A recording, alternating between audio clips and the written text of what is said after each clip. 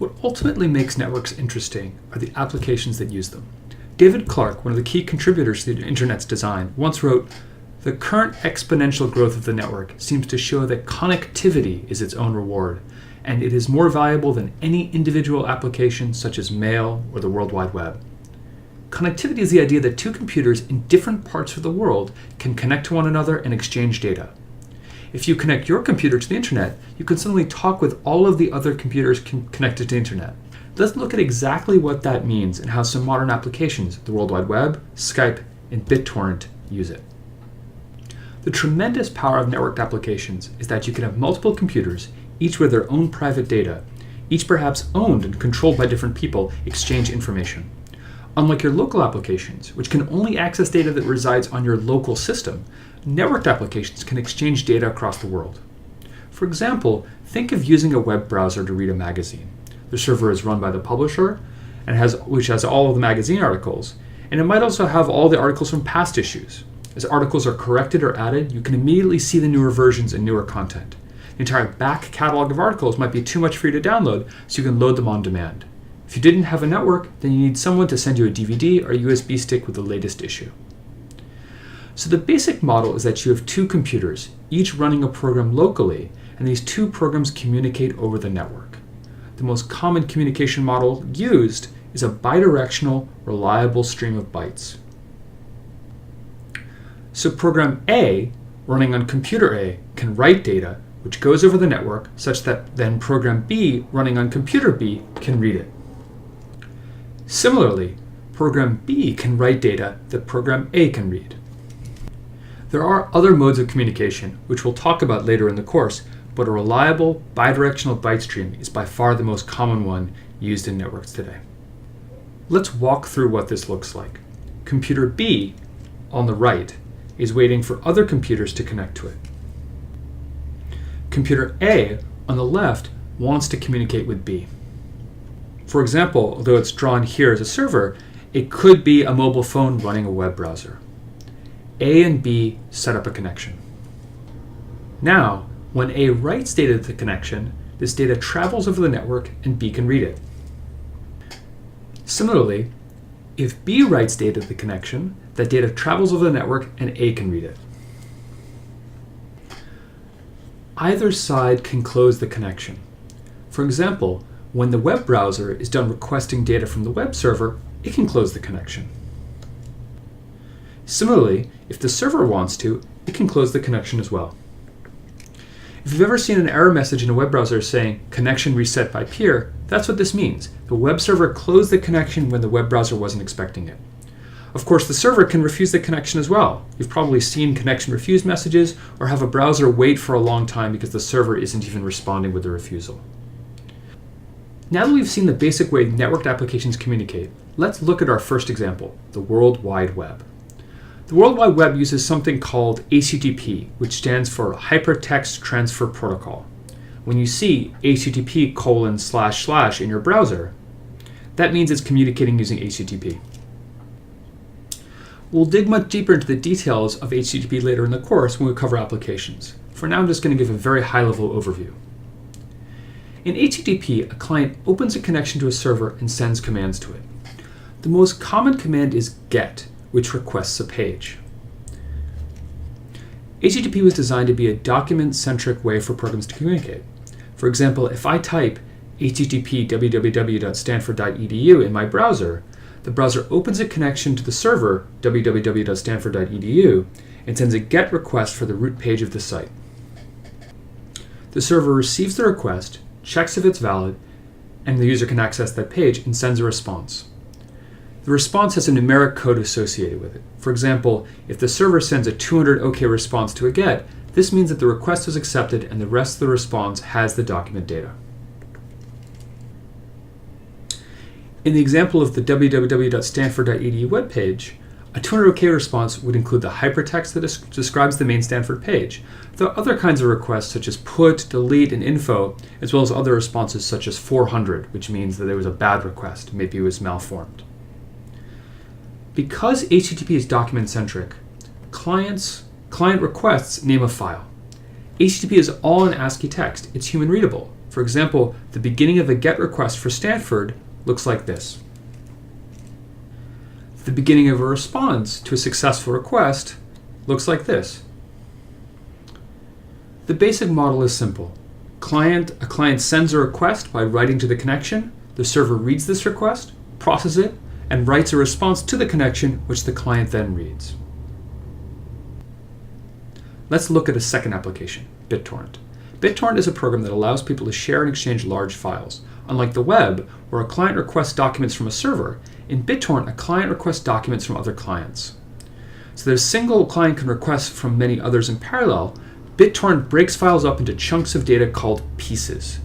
When a client downloads a complete piece from another client, it then tells other clients it has that piece, they can download it too.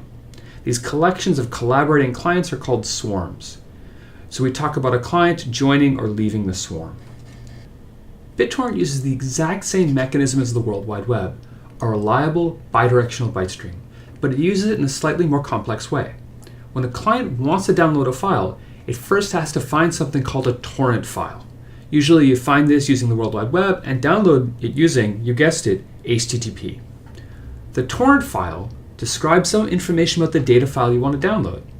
It also tells BitTorrent about who the tracker is for that torrent.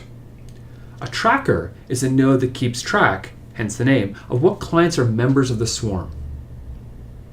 To join a torrent, your client contacts the tracker, again over HTTP, to request the list of other clients. Your client opens connections to some of these other clients and starts requesting pieces of the file. These clients in turn can request pieces on their own. Furthermore, when a new client joins the swarm, the tracker might tell this new client to connect to your client. So rather than a single connection between a client and a server, you have a dense graph of connections between clients dynamically exchanging data. For our third and final application, let's look at Skype, the popular voice chat and video service. Skype is a proprietary system. It doesn't have any official documentation on how it works internally. In 2008, some researchers at Columbia figured out mostly how it works by looking at where and when Skype clients send messages. The messages were encrypted though, so they couldn't look inside. In 2011, however, Efim Bushmanov reverse engineered the protocol and published open source code. So now we have a better sense of how the protocol works. In its most simple mode, when you want to call someone in Skype, it's a simple client-server exchange, sort of like HTTP. You, the caller, open a connection to the recipient. If the recipient accepts your call, you start exchanging voice, video, or chat data. But unlike the web, where there's a client and a server, in the Skype case you have two clients. So rather than having a personal computer request something from a dedicated server, you have two personal computers requesting data from each other. This difference turns out to have a really big implication to how Skype works. The complication comes from something called a NAT, or Network Address Translator. NATs are everywhere today. A small home wireless router is a NAT. When a mobile phone connects to the internet, it's behind a NAT. We'll cover them in greater detail later in the course, but for now, all you need to know is that if you're behind a NAT, then you can open connections out to the internet, but other nodes on the internet can't easily open connections to you. In this example, this means that client B can open connections to other nodes freely, but it's very hard for other nodes to open connections to client B. That's what this red-green gradient is showing. Connections coming from the green side work fine, but connections coming from the red side don't. So the complication here is that if client A wants to call client B, it can't open a connection. It can't go through the NAT. Skype has to work around this.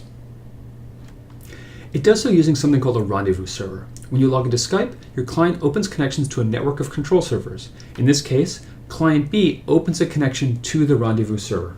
This works fine because the server isn't behind a NAT, and so client B can open connections without any problems. When a client A calls client B, it sends a message to the rendezvous server. Since the server has an open connection to client B, it tells B that there's a call request from A.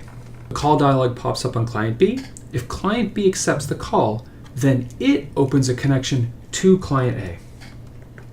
Client A was trying to open a connection to client B, but since B was behind a NAT, it couldn't. So instead, it sends a message to a computer that client B is already connected to, which then asks client B to open a connection back to client A. Since client A isn't behind a NAT, this connection can open normally.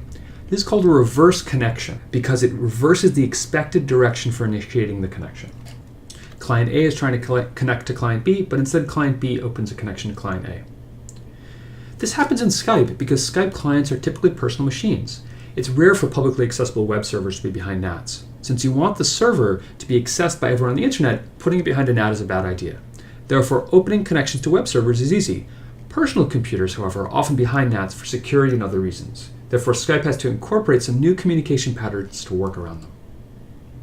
So what does Skype do if both clients are behind NATs? We can't reverse the connection. Client A can't open a connection to client B, and client B can't open a connection to client A.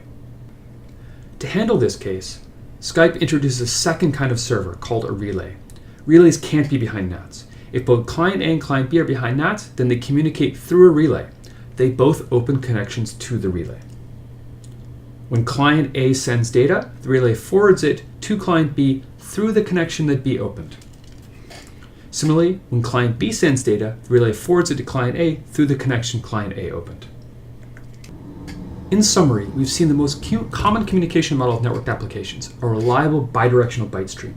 This allows two programs running on different computers to exchange data. It abstracts away the entire network to a simple read-write relationship. Although it's a very simple communication model, it can be used in very inventive and complex ways. We looked at three examples: the World Wide Web, BitTorrent, and Skype. The World Wide Web is a client-server model. The client opens a connection to a server and requests documents. The server responds with the documents. BitTorrent is a peer-to-peer model where swarms of clients open connections to each other and exchange pieces of data, creating a dense network of connections. Skype is a mix of the two. When Skype clients can communicate directly, they do so in a peer-to-peer fashion. But sometimes the clients aren't able to open connections directly, and instead go through rendezvous or relay servers. You can see how what looks like a very simple abstraction, a bidirectional reliable byte stream, can be used in many interesting ways. By changing how programs open connections and what different programs do, we can create complex applications ranging from document retrieval to swarming downloads to IP telephony. Trackers in BitTorrent, for example, have very different data and a very different role than the clients, just as Skype has relays and rendezvous servers in addition to its clients.